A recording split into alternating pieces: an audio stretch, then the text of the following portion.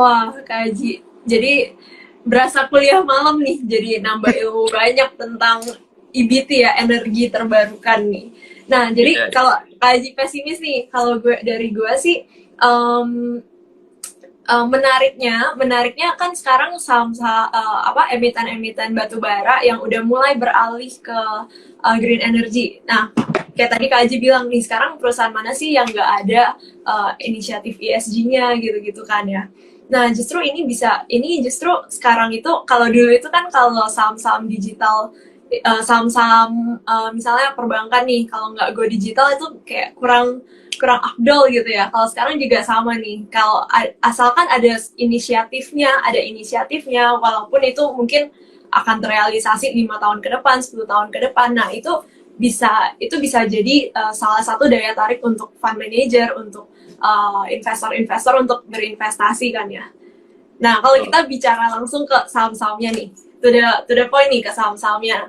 Kalau dari kaji favoritnya yang mana nih? Kalau kita tahu ada yang udah merambah ke mobil electric vehicle kayak Indica, terus ada juga Adaro yang udah ada green aluminiumnya ya inisiatifnya, tapi itu juga masih 2025 ya, nggak secepat itu. Terus juga ada dari UT, dari United Tractors. Nah, kalau Kaji sendiri favoritnya yang mana nih?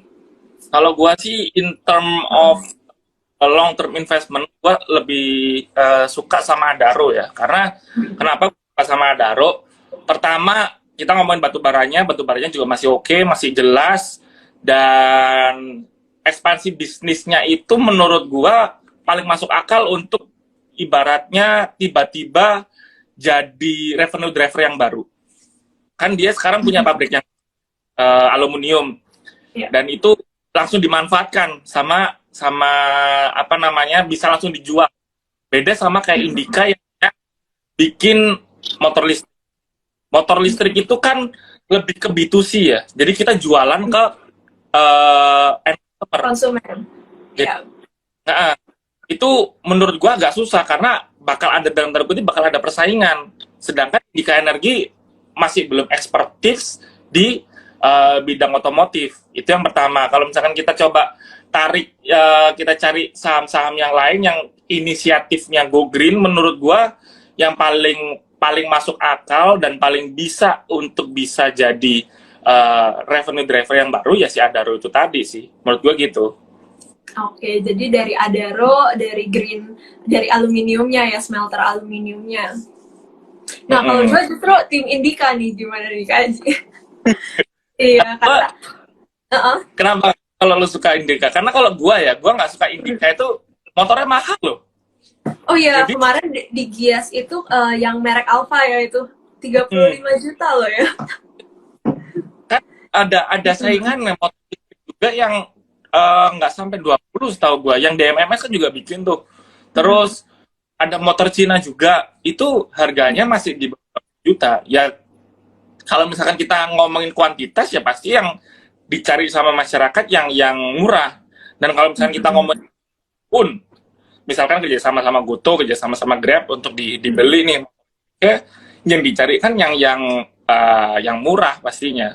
Itulah yang jadi alasan kenapa kok sekarang uh, Gojek itu masih belum punya kerjasama motor listrik, tapi Grab udah punya. Karena Grab itu kerjasamanya itu langsung sama produsen yang kayak nanya, jadi nggak pakai third party lah, jadi nggak ada brokernya yang untuk mempersatukan untuk cari-cari ini kalau mau beli motor listrik di sini.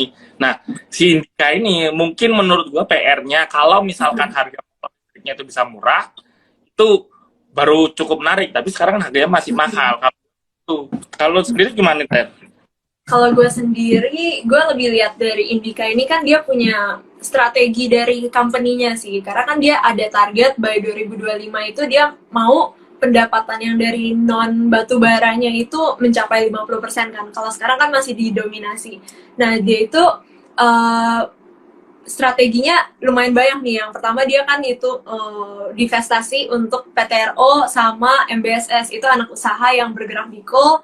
Dia divestasikan, dia dapat duit untuk dia kembangin nih bisnis yang menuju ke yang green energy nih. Nah, terus selain yang tadi EV tadi, dia juga banyak projectnya itu banyak banget. Ada dari yang tambang emas, terus ada juga yang pelabuhan, terus juga ada juga mereka juga ada lagi kembangin pembangkit listrik tenaga surya ya. Itu emang jangka panjang ke depannya ya, tapi menurut gue itu masih menarik sih untuk story-nya ya.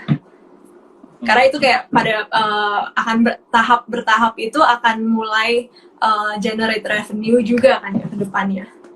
Iya, jadi Jatuhnya, dari lebih ke strategi company-nya sih.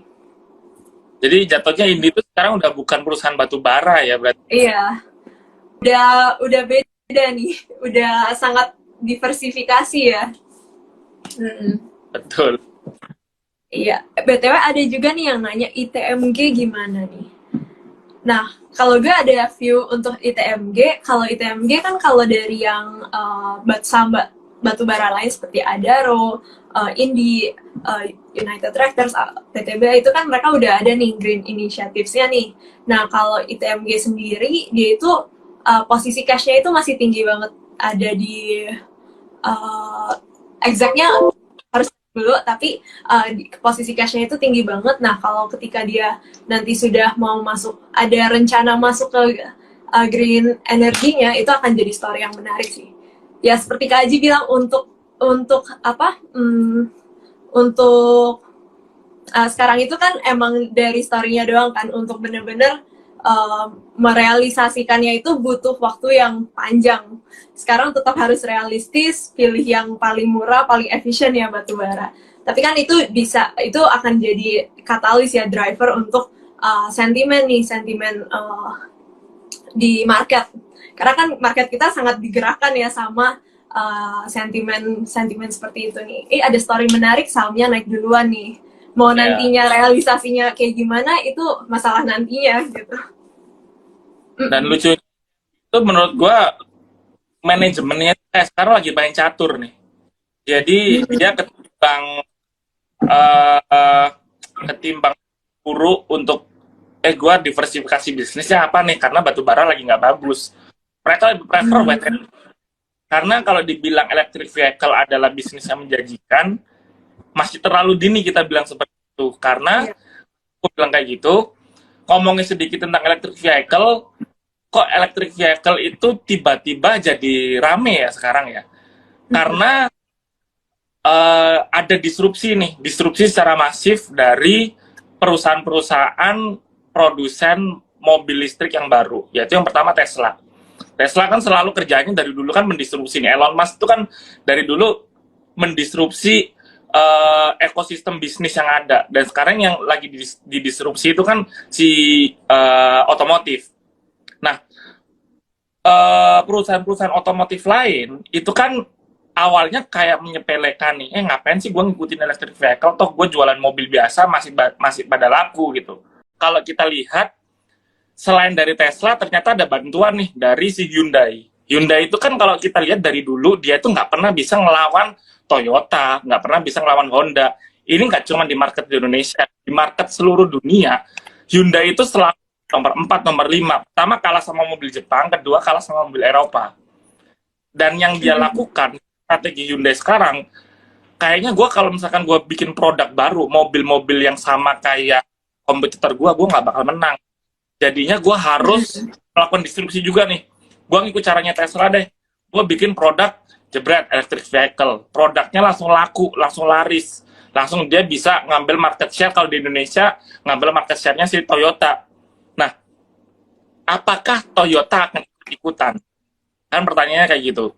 Jadi tinggal tunggu nih kapan produsen otomotif kayak Toyota, kayak Honda, kayak BMW, kayak Mercy ikut-ikutan untuk masuk ke bisnis electric vehicle ini tadi. Apakah langsung seperti, menurut gue produsen-produsen besar kayak Toyota itu nggak bakal mau langsung masuk ke electric vehicle. Kenapa?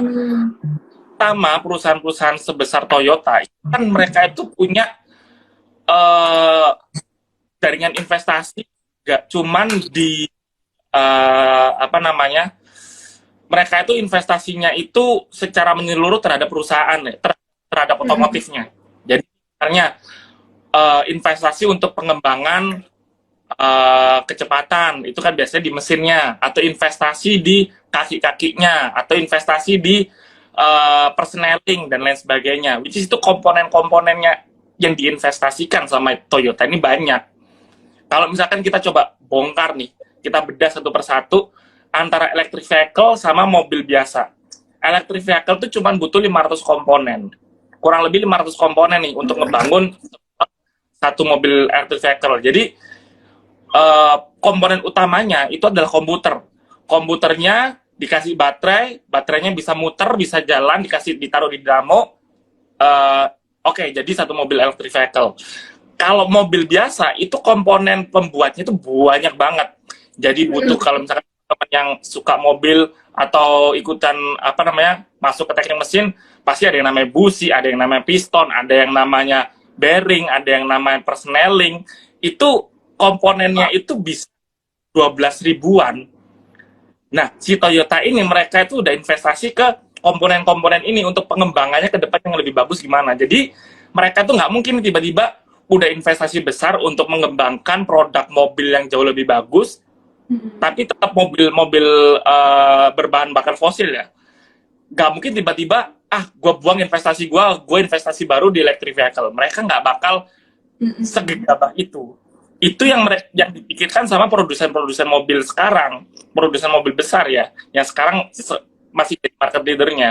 Mentok-mentok, mereka pasti akan membuat atau kalau misalkan konsumen nih, gue nggak mau pakai BBM, yaudah mereka akan membuat mobil yang tetap menggunakan bahan bakar, jadi nggak listrik ya, tetap menggunakan bahan bakar. Nah, yang dipilih bahan bakarnya yang lebih ramah lingkungan, biasanya kan ada gas, terus ada pasti banyak pilihan lain lah, kayak misalkan solar atau CPO itu kan digunakan sebagai bahan bakar ya. Nah, itu yang mungkin arahnya perusahaan-perusahaan otomotif itu ke situ.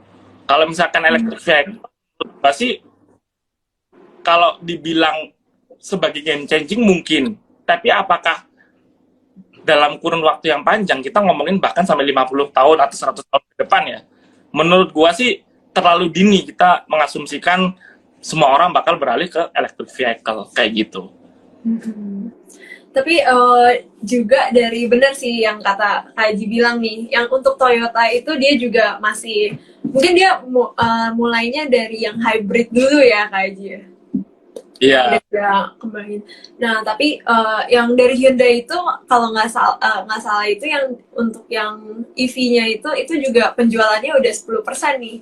Nah, tapi kita tahu untuk yang electric vehicle itu sangat bergantung dengan infrastrukturnya ya, dari charging stationnya, dari baterai, harga baterainya, apakah itu beneran ekonomis, terus ada swap station gitu-gitu ya, dan juga dukungan pemerintah nih. Iya, jadi itu juga masih long way, masih butuh waktu ya. Sangat panjang lah. Oke deh, mungkin that's all untuk malam hari ini. Thank you teman-teman yang udah join.